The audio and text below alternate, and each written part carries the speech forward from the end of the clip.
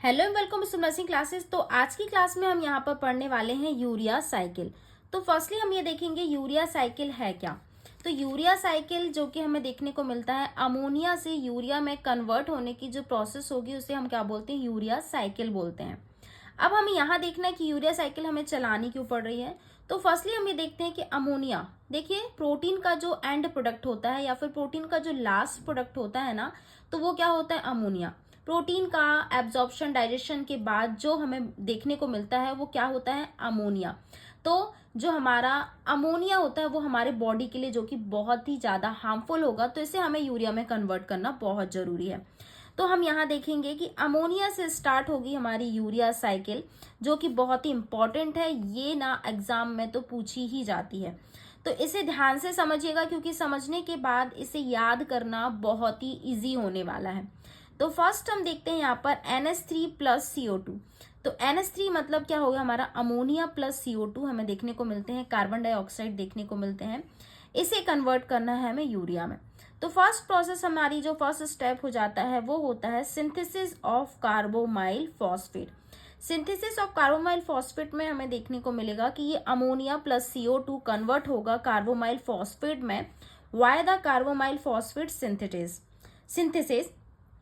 इस दौरान क्या होगा, ATP से 2 में कन्वर्ट होगा।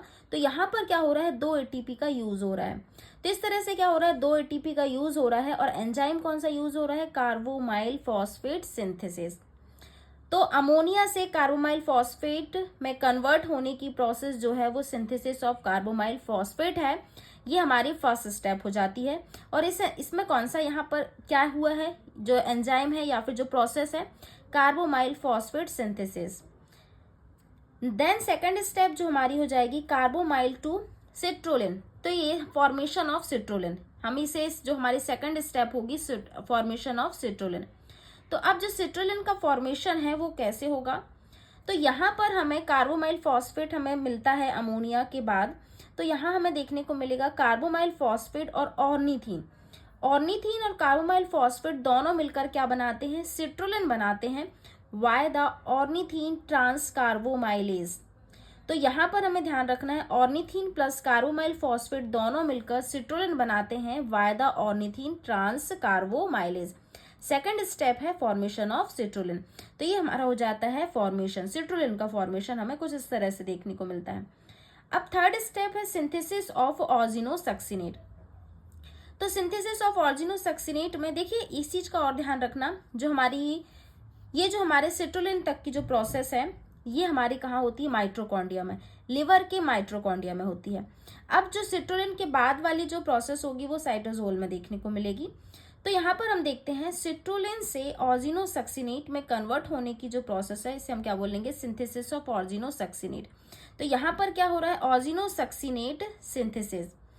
तो इसमें क्या हो रहा है, सिट्रोलिन और एस्पार्टेट, सिट्रोलिन और एस्पार्टेट दोनों मिलकर क्या बना रहे हैं, ऑर्जिनोसक्सिनेट बना रहे हैं। तो यहाँ पर हमें एस्पार्टेट भी देखने को मिलेगा, एस्पार्टेट और सिट्रोलिन दोनों ऐड होते हैं, देन ऑर्जिनोसक्सिनेट बना रहे हैं वाय द ऑर्जिनोसक्सिनेट सिंथेसिस। यहाँ पर क्या हो रहा है, ATP से क्या किसमें कन्वर्ट हो रहा है, AMP में कन्वर्ट हो रहा है। जनरली हम देखते हैं कि ATP से ADP में कन्वर्ट होता है, लेकिन यहाँ पर हमें क्या देखने को मिलेगा, ATP से AMP में कन्वर्ट होने देखने को मिलेगा। अब AMP का मतलब क्या होगा कि यहाँ पर कितने फॉस्फेट बचे हुए हैं, 2 फॉस्फेट बचे हुए हैं। तो यहाँ पर हमें 2 फॉस्फेट मतलब 2 ATP का यूज हो चुका है। तो इस दौरान हमने देखा कि फर्स्ट जो स्टेप में हमें 2 ATP यूज कर लिए थे और थर्ड स्टेप में भी वापस से हमने 2 ATP यूज कर लिए। किस प्रोसेस में, सिंथेसिस ऑफ ऑर्जिनोसक्सिनेट में। अब ये हमारी थर्ड स्टेप हो जाती है। फोर्थ स्टेप है जो हमारी, इसे हम बोलेंगे क्लीवेज ऑफ ऑर्जिनोसक्सिनेट।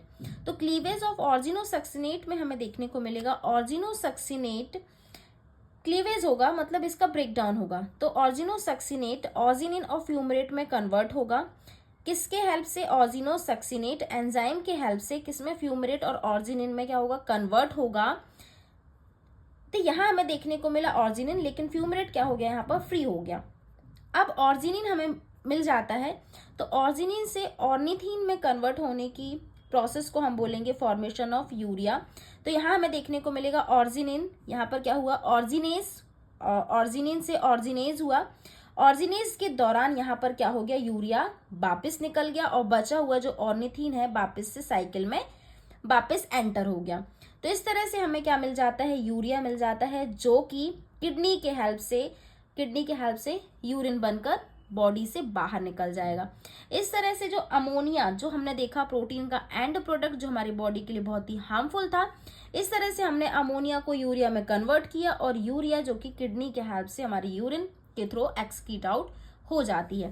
तो ये थी आज की क्लास में हमने देखा यूरिया साइकिल। ये बहुत ही इंपॉर्टेंट है, इसे आप भूलिएगा बिल्कुल भी मत। आप स्टेप नोट डाउन कर सकते हैं। फर्स्ट स्टेप है synthesis of carbamoyl phosphate, second step है formation of citrulline, third step है synthesis of argininosuccinate and fourth step is cleavage of argininosuccinate and fifth step is formation of urea.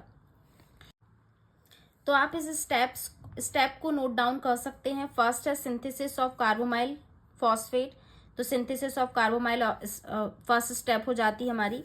Second step है formation of citrulline, तो second हमारी हो जाती है second step formation of citrulline. Third step है synthesis of ऑर्जिनोसक्सिनेट, तो ये हमारी थर्ड स्टेप हो जाती है। और फोर्थ स्टेप है क्लीवेज ऑफ ऑर्जिनोसक्सिनेट, ये हमारी फोर्थ स्टेप हो जाती है। एंड लास्ट जो स्टेप है वो क्या है हमारा, फॉर्मेशन ऑफ यूरिया, तो फॉर्मेशन ऑफ यूरिया जो हमारी हो जाती है फिफ्थ स्टेप। तो इस तरह से 5 स्टेजेस में क्या हो जाती है, यूरिया साइकिल हमारी कंप्लीट हो जाती है। तो ये जो आप इसे ना, जो अगर थ्योरी आता है जब ज़्यादा नंबर का आता है, तो साइकिल तो आपको बनाना ही है पूरे एक पेज में, और इसके अंदर भी आपको एक्सप्लेन करना है। अगर आपको साइकिल याद है ना, तो आप इसका एक्सप्लेनेशन भी बहुत ही इजी तरीके से कर सकते हैं। तो इसे बिल्कुल मत भूलिएगा, अपने तरीके से इसे याद करिए, कोशिश करिएगा कि समझ कर याद करिए, क्योंकि समझ कर याद करने में ना ज़्यादा अच्छा रहेगा। क्योंकि इसमें समझने से क्या होगा, हमें सारी चीज़ें, सभी का कॉन्सेप्ट क्लियर होगा। तो आई होप कि आपके लिए ना ये क्लास हेल्पफुल होगी, आपको इस क्लास के हेल्प से यूरिया साइकिल समझ आया होगा।